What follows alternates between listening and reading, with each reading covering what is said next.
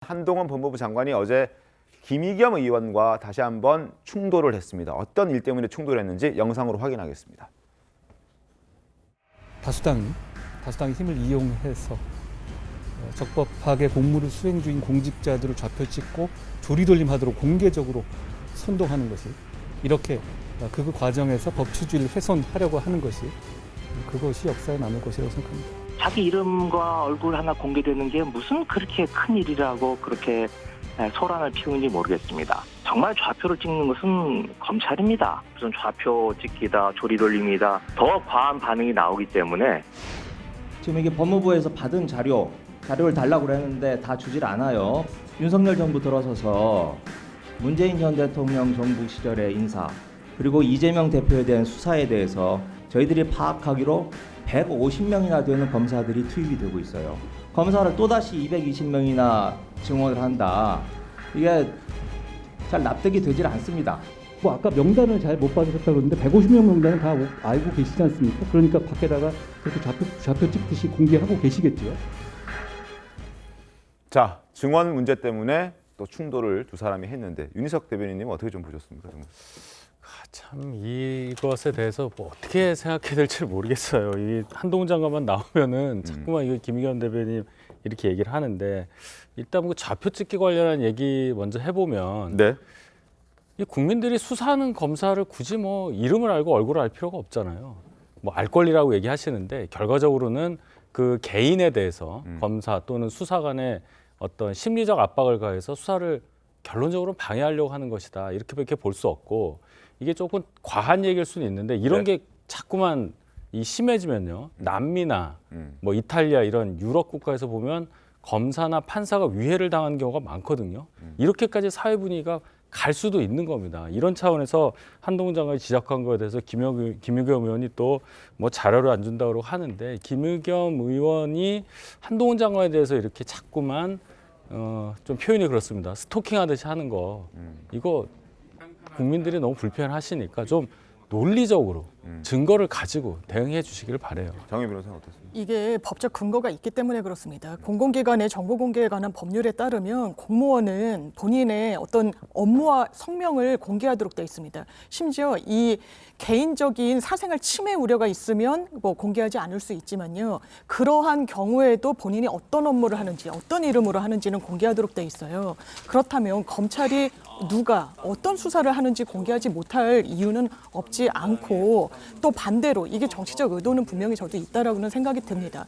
과거에는 뭐 이성윤 사단이다, 뭐다 해서 검사 이름들을 다 공개했던 게 또 보수 진영이었습니다. 이게 돌고 도는 부분이 있지만 법적 근거는 있다, 이렇게 말씀드리고 싶습니다. 제가 그 정보공개법에 따라 하는 그 직무의 범위라는 거는 지금 우리가 보는 건 특정 사건에 이제 관여하고 있는 검사를 공개한 거고, 우리가 흔히 홈페이지나 이런 데 들어가 보면 뭐 어떤 부에 소속이 돼 있다, 요 정도는 다 공개가 돼 있죠. 예를 들어 뭐 검찰이면 뭐 반부패 수사부에 소속된 검사 누구, 요 정도까지는 당연히 실명이 공개가 되지만, 지금 이 상황은 어떤 특정 수사에 관여하고 있는 어떤 검사가 누군지, 이거 구체적인 어떤 일을 하고 있는 사람이 누군지, 이것까지는 공개하지는 않습니다. 직무와 관련해서 공개하라는 게 관련 법령의 규정입니다. 그게 어떤 수사를 하고 있는지가 직무와 무관하다는 주장은 동의하기가 아니, 어렵습니다. 과거에 그 뭐 무슨 수사할 때 검사들 다 나왔죠. 언론에서도 나왔고.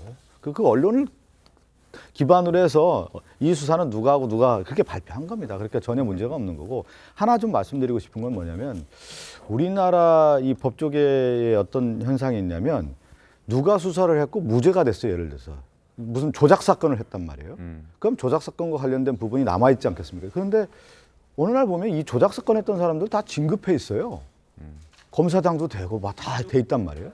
있을 수 없는 일이죠. 그러니까 예를 들면 수사 기소를 했는데 무죄가 됐어요. 그 검사가 기소를 했는데 그 사건에 대해서 무죄를 받았다면 그 무죄에 대한 책임을 져야 되는 거 아니겠습니까? 예를 들어서. 근데 우리나라 지금 법조계에서 그 책임에 대한 소재가 없습니다. 그리고 또 하나가, 판사들도 마찬가지예요. 변호사들과의 관계가 어떻게 되는지 그 재판에 대한 것들도 다 나와야 되고, 변호사들도 사실 누가 됐는지에 대한 것들도 다 나와야 거기에 대한 책임 소재가 있는 거예요. 그것을 충분하게 정보 공개 차원에서 해주는 게 마땅한 겁니다.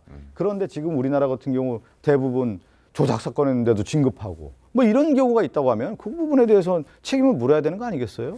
그런 차원에서 공개했 어떤 건지 아니 예를 들어서 아니 계실 수 있어요. 검사들이 누가 이 수사에 대해서 무슨 부장이 수사했다라는 것은 이미 언론에서 다 나오는 거고 거기에 대해서 구체적으로 아 이런 검사들이 이 사건에 대해서 이렇게 수사를 하고 있다라고 하는 것을 알려주는 게 무슨 국민의 알 권리 차원에서 무슨 문제가 되는 겁니까 이게? 그렇습니다. 알 권리 차원에서 문제가 되지 않겠죠. 않을 수도 있겠죠. 그런데 그 다음 상황이 어떻게 될까요?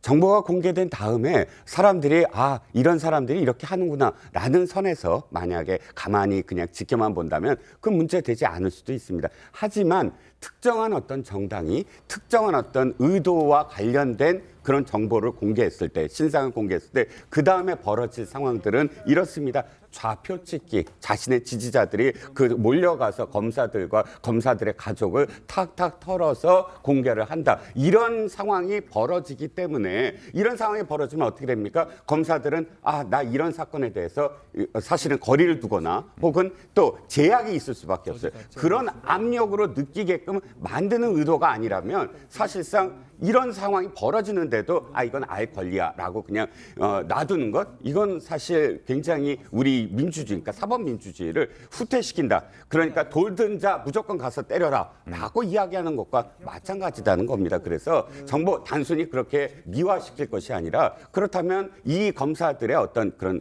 이 가족들이라든지 검사들이 이렇게 좌표를 찍지 않게끔 하는 장치까지 마련한 다음에 공개를 해라. 그렇지 않고서는 아, 그 사람들이 알아서 하는 거지 공개하는 거는 당연하다. 이런 태도는 공격하라라고 사실 이야기하는 거나 마찬가지죠. 알겠습니다.